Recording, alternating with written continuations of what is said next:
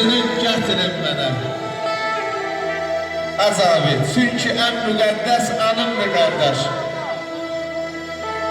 Dayandırın qardaşı sizlərsiz. Təhsili, savadı, pulu, evi, eşiği, şanı, şöhrəti, xanımdır qardaş. Qüssəli kamanım, həzin rübabım. Canda hərarətim, ürəkdə tabım.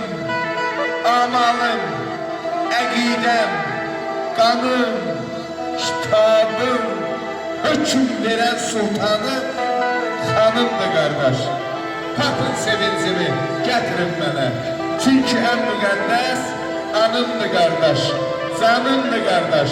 Alqışlayırıq, dayandırın bütün əmsi şahlarını, qardaşlarını. Əzinəyəm aydın olsun,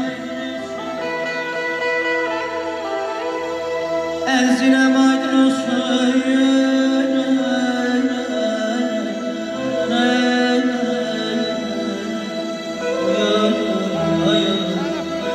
Əzinəm aydın olsun, gün doğsun aydın olsun.